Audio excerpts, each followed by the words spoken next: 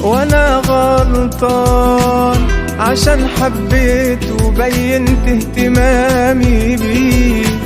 عشان كده يعني بقيت منفعش، ومن نظرك نزلت ما بقتش لايق لي.